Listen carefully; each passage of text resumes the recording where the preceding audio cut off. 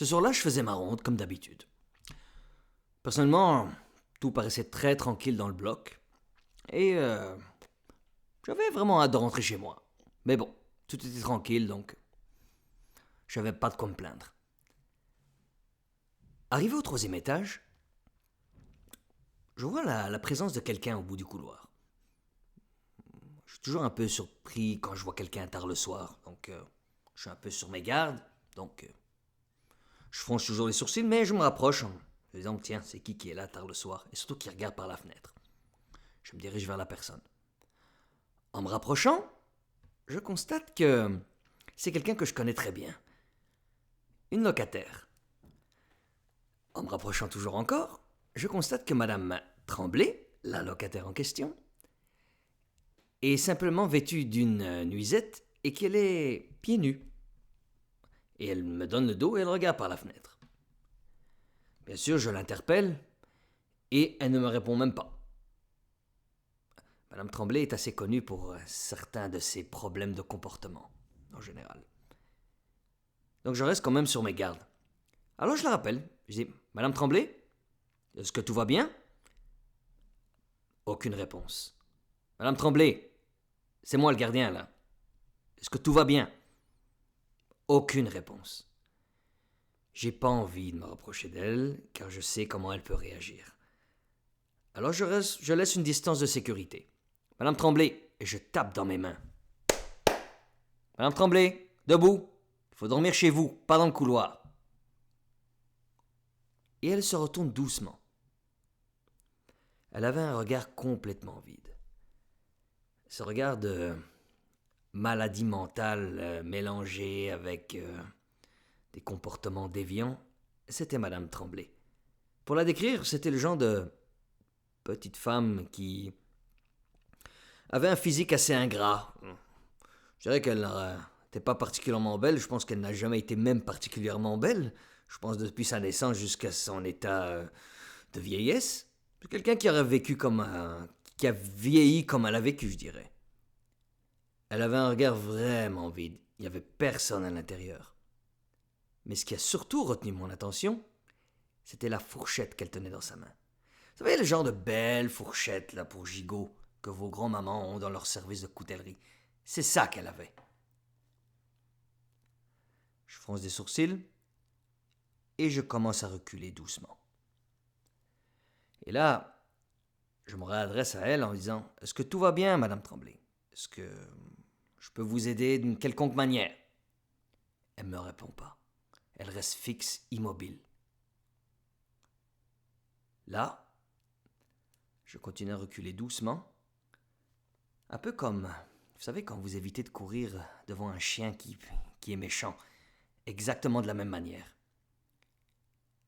Et à un moment donné, sans avertissement, elle commence à courir vers moi avec la fourchette en poussant un cri, mais une espèce de mélange de beuglement, de vache, un cri inhumain, qui venait du cœur. Hein? Bon, dans son cas, j'aurais dit qu'il venait du ventre, et même de d'autres parties grasses de son corps. Et là, elle arrive vers moi, et elle est complètement déchaînée. Trop tard pour moi. Et de plus, je ne peux pas commencer à m'enfuir, de peur que quelqu'un d'autre croise son chemin et se fasse poignarder à coups de fourchette à gigot. Elle est déjà sur moi. Elle est là, je peux quasiment presque la voir dans le blanc des yeux. Son bras est levé, prêt à tomber avec la fourchette. Je réussis à bloquer le bras et je la projette au-dessus de mon épaule en utilisant sa force de vélocité. J'essaie de ralentir du mieux que je peux sa chute, du mieux que je peux. Mon but ici est de ne pas vouloir faire mal à une femme de cet âge-là. Et elle atterrit sur le sol. Mais elle n'a pas encore lâché la fourchette. Son bras est tendu, sa main bien serrée autour du manche et elle ne veut pas lâcher. Elle ne veut pas la lâcher. Instinctivement, qu'est-ce que je fais? Je m'enroule autour du bras et je lui fais une clé de bras. Et là, je commence à ponter son bras. Et là, les cris continuent de plus belle. Elle pousse ces beuglements que j'ai même du mal à de refaire ces cris-là. J'ai même pas envie de les refaire. Et là, je ponte son bras pour pour qu'elle lâche la fourchette, ce qu'elle finit par faire, car la douleur a été plus forte. Mais là, pensant que le calvaire était terminé, ce n'est que le début. Elle commence à pousser des cris en disant « Il veut me violer! Il veut me violer! Au secours, il me viole! C'est un terroriste qui me viole! » Et là, j'ai chaud. N'importe quel pratiquant d'arts martiaux vous dira que, en maintenant quelqu'un avec ce genre de clé-là, vous êtes en position de force. Je n'étais pas sûr.